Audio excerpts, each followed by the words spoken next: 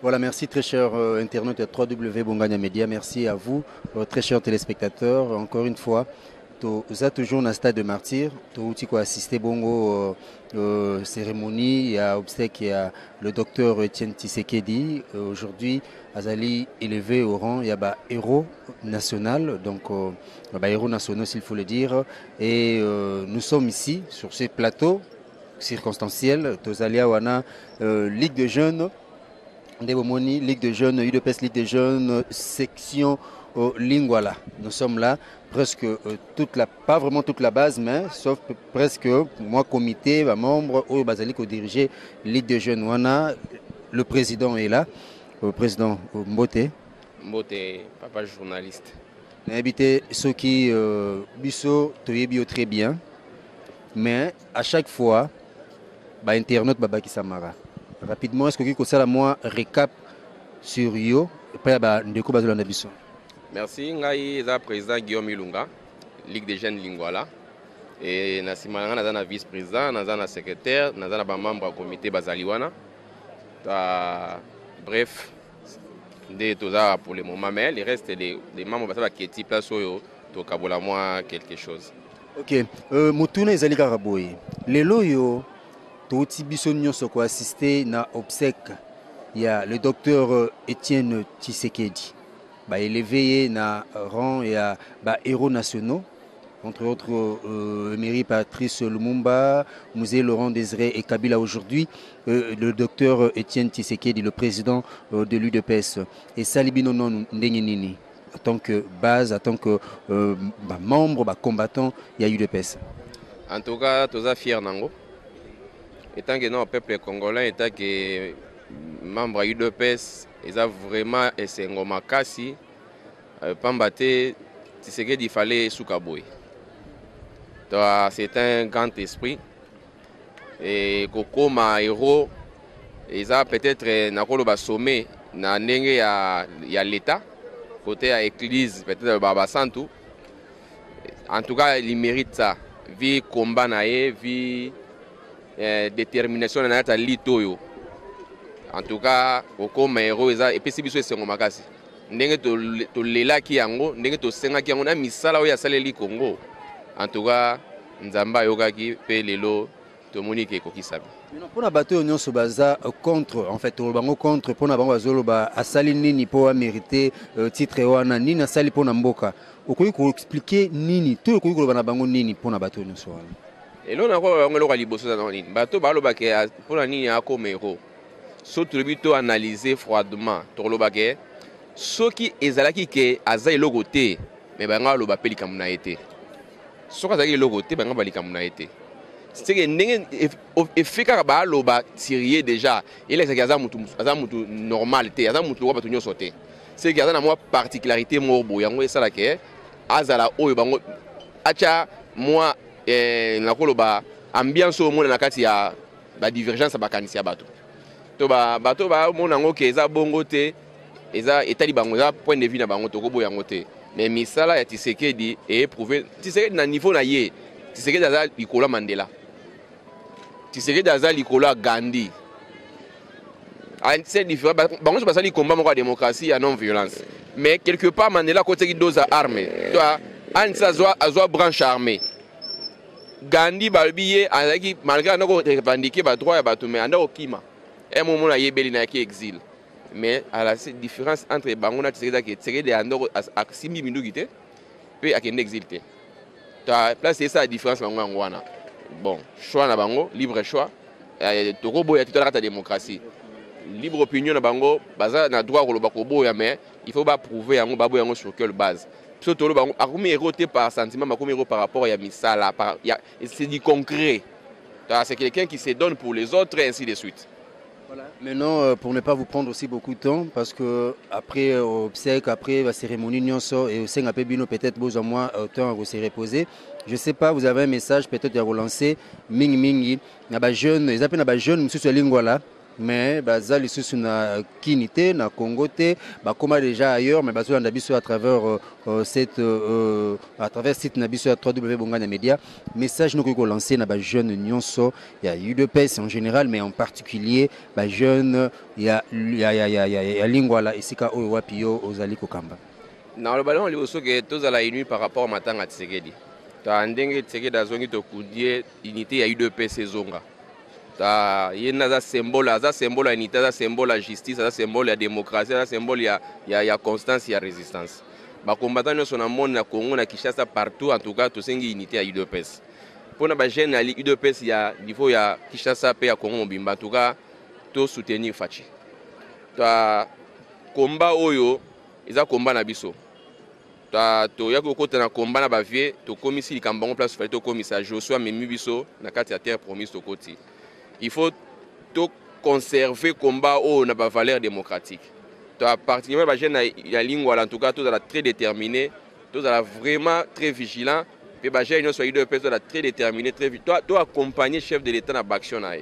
To ba pour le moment ba to bazana énergie ba na force ba na bazana vision ya makasi ya nzoto pe ya science eza ba jeune. Les vieux baza déjà ba partant, je crois ba génération mingi ya ba vieux ya ba héros.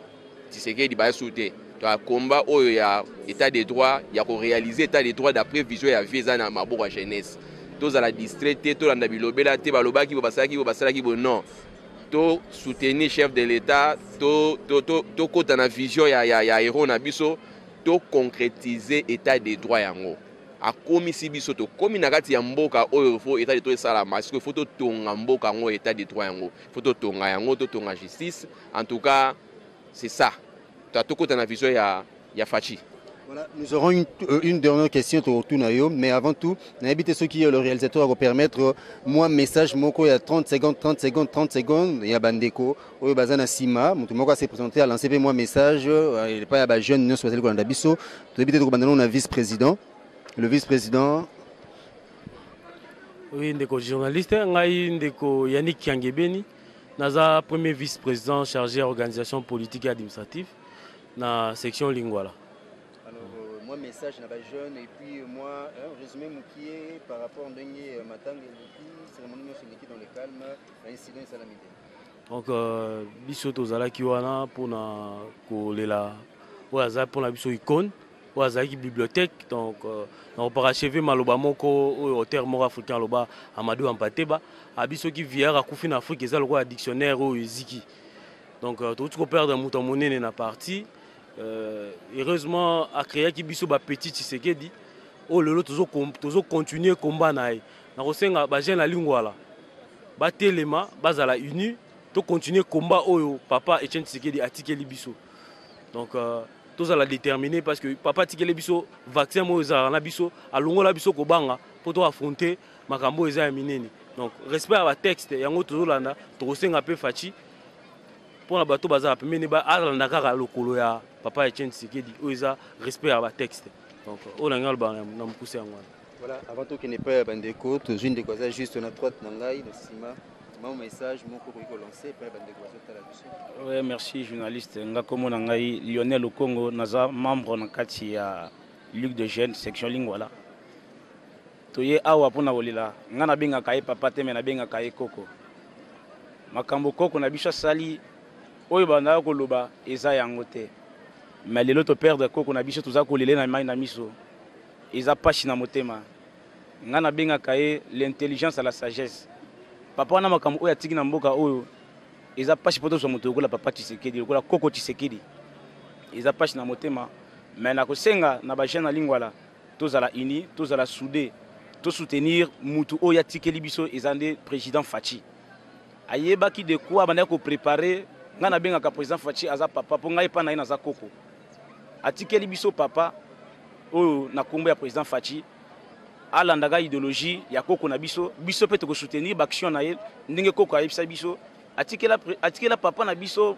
slogan moko le peuple d'abord elo na osenga na président Fachi ayeba kotala social à peuple pe a penser mingi na ba jeune biso ba jeune to ashimane to ko soutenir ye butu moi po action na to ko tika ngote to ko soutenir tina suka a songer pe na biso ba jeune toyeba kolongwa bisika tozali pe tout comme Batou, la société un jour. Il y a un ancien abaché dans la Lingwala, Bouya et Belé, tout soutenir le président Fachi et Roussala Malam. Merci. Collègue directement, papa. Merci, monsieur le journaliste. Nga comme Nangai Michael Pongo. Bon, mingi à Kolobezali par rapport à vie à Liwa il y a Papa Etienne. Au moni Liwa ils allaient rapasser hier mutakufara. Mututo ka mutema passe. Mais où est fandara esengo ezanza menda bombara yango. Mutu moko ta pensaki que lelo que Papa Etienne nga kufaki que lelo kozale la biso boy. Et ça lui vraiment plaisir et à trop nandenge makambutu eleki ya Papa Etienne et CPC biso mingi. Et il y a mingi ya mutu ya o ngana kangi beaucoup plus na Papa Etienne. Eza ou ya apesaki biso ya suka liloba ya suka. Prenez-vous en charge. Teke toza awa soki tozwi en charge te mutu ozwa biso en charge ate. Et papa laksi biso ndenge nini ya koluka kwanga. Et toyebe koluka kwanga au moment où ya zalaki na bomoi. Et ayeko tika biso liloba suka prenez-vous en charge. Et là on enseigne beaucoup plus na ba jeune na lingwala tozwa charge yango entre nos mains total avenir na biso. Puisque avenir na biso eza ko appartenir na maboko na biso moko. Et ce que tu BBC, bisomo peut to BBC.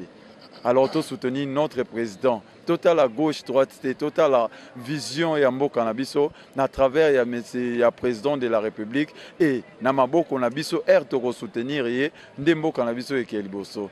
Et na sengi beaucoup plus na bajen na lingwala, ba ya beaucoup mingi koya ko s'adhérer na katia Ligue des jeunes lingwala. S'adhérer vraiment massivement à la Ligue des jeunes pour te soutenir vision et président au sein du quartier Nabiso, au sein de la commune Nabiso Lingwala. Nanazali président de la Ligue des jeunes à niveau de la cellule, il y a biso ya paka juma na kati Lingwala. Nazape moko ya kati ya comité de la Ligue des jeunes. Bonjour, journaliste.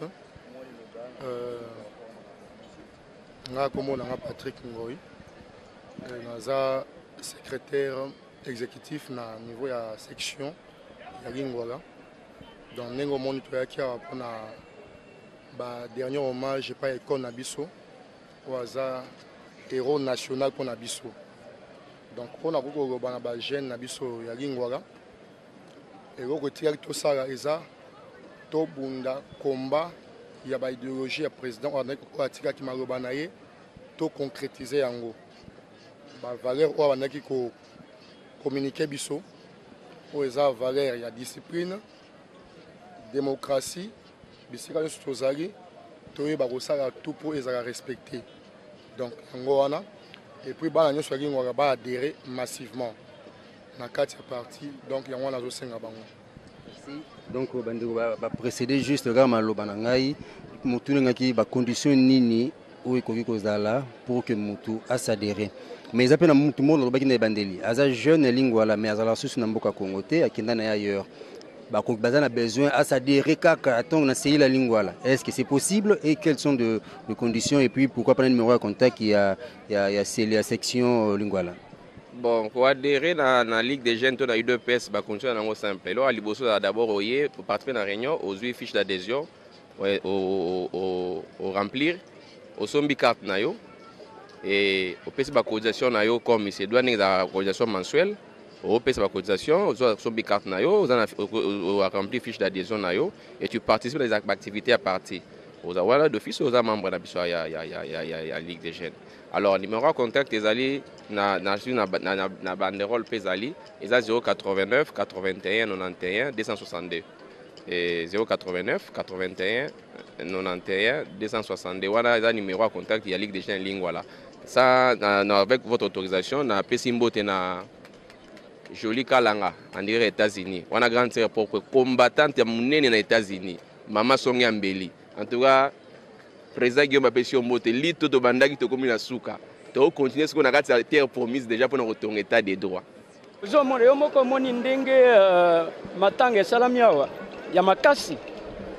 C'est pour dire que le peuple congolais a dit que Papa Tshisekedi Makassi. Parce que Abouda qui dit que Mamoka Makassi.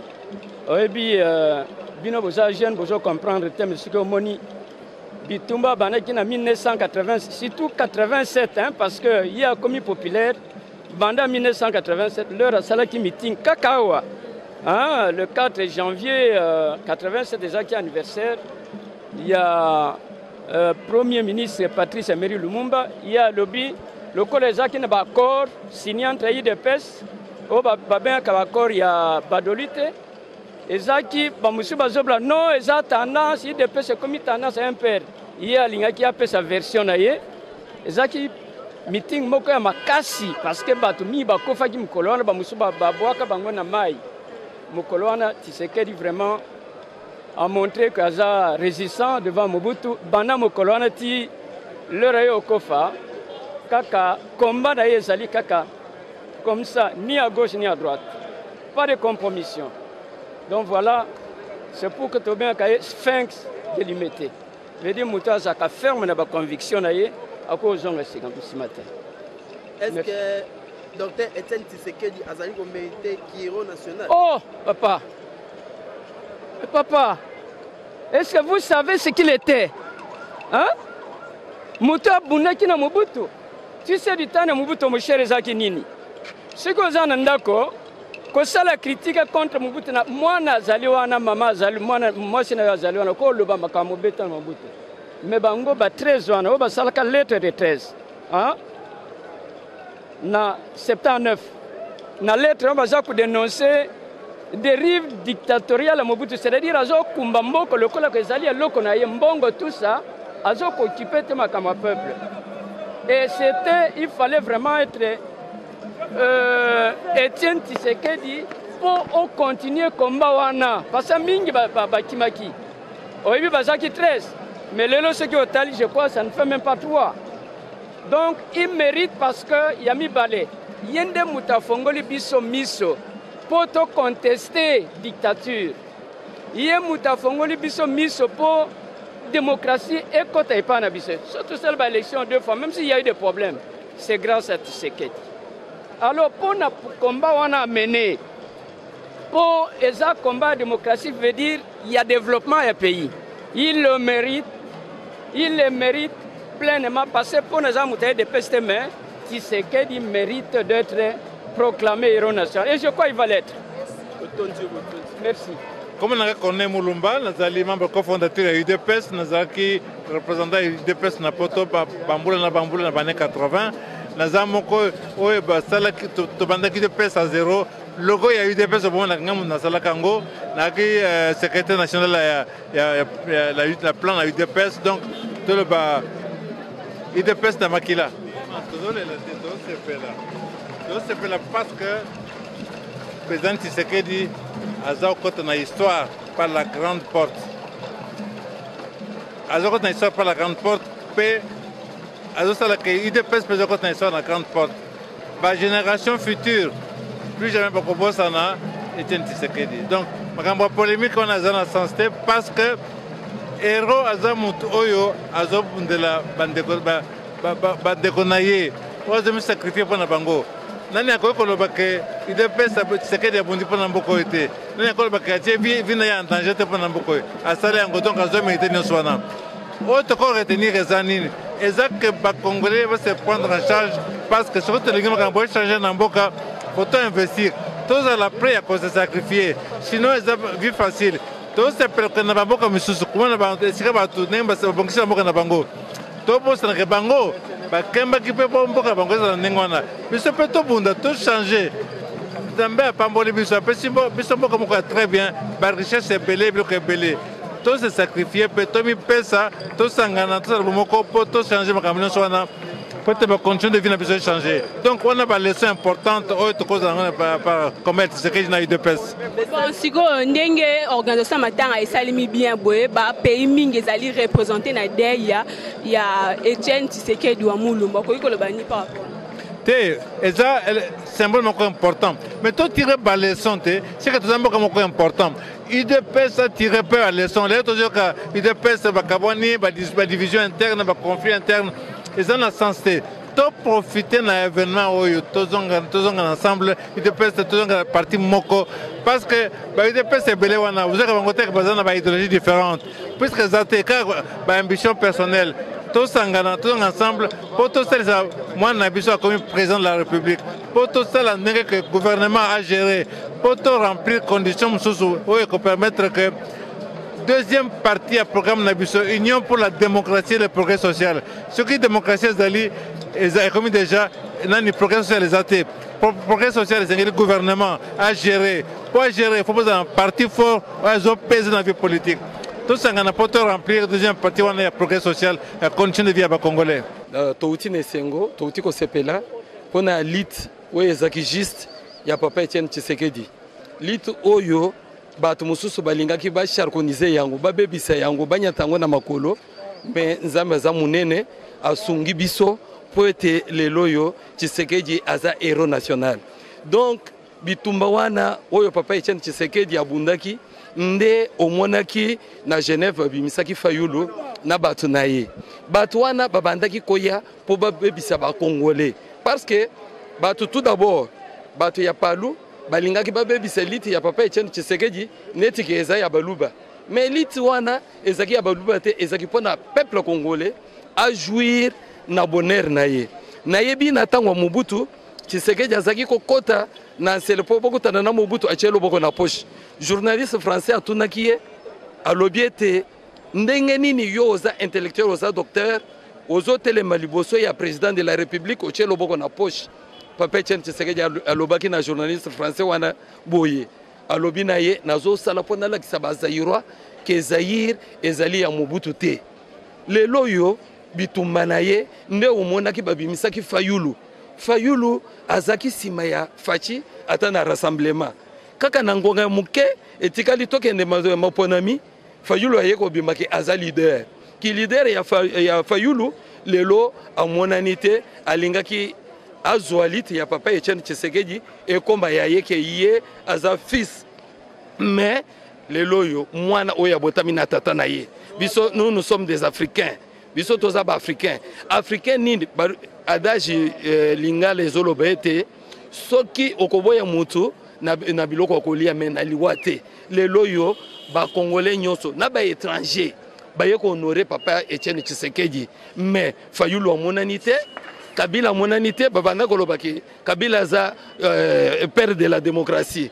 Est-ce que soki Kabila père de la démocratie alingaki amona na lelo Fayulu soki azaki mwana ya papa Etienne Tshisekedi alingaki amona na ba oyo bazasima na ye omoni Chibala azak kasayen azaki na sima ya papa Etienne Tshisekedi mais amoni na bifinga na nyoso ayaka soki balingi baboma ye pona tata na ye Chibala komaki Sami Badibanga komaki mais bango ba comité batika la koloba lisusu likambo etali papa Etienne Tshisekedi te parce que bamonani na liwa na yete na yango topesi nzambe merci pour être lit oyo ezaki ya papa Etienne Tshisekedi balinga banyata yango après 2 ans nzambe yiko sala biso grâce apesi biso donc toye tokundi papa na stade de martyr oyo moto atongi yango ezali papa Mobutu atongi mais balelié na stade de martyr te po liti ya papa ezaki juste